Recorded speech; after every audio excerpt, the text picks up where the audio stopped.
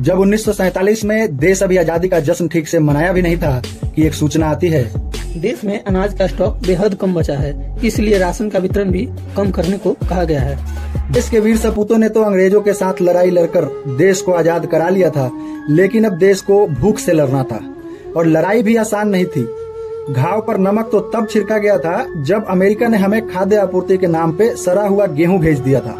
देश ने वह समय भी देखा था जब खाद्य आपूर्ति रोकने की अमेरिकी धमकी के बाद तत्कालीन प्रधानमंत्री लाल बहादुर शास्त्री ने देशवासियों से हफ्ते में एक वक्त का खाना छोड़ने की अपील की थी, ताकि अनाज की कमी को कुछ हद तक संभाला जा सके। पर उसके बाद भारत में कृषि का इतनी तेजी से कायाकल्प हुआ कि 75 वर्षों में जनसंख्या 4 गुना बढ़ने के बावजूद भी आज हम न सिर्फ अपनी आबादी का पेट भर रहे हैं, बल्कि 50 से भी अधिक देशों को अनाज निर्यात कर रहे हैं। अगर सरकारी स्टॉक की बात करें तो 1947 में जहां 2.5 लाख टन अनाज स्टॉक में था, वहीं 2022 में कुल स्टॉक 230 गुना बढ़कर लगभग 550 लाख टन हो गया है।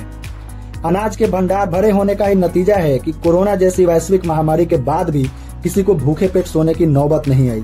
ऐसा अनुमान लगाया गया है कि अगले 15 वर्ष में कृषि उत्पादन लगभग 3% बढ़ेगा, जबकि मांग में अधिकतम 2% की ही वृद्धि होगी।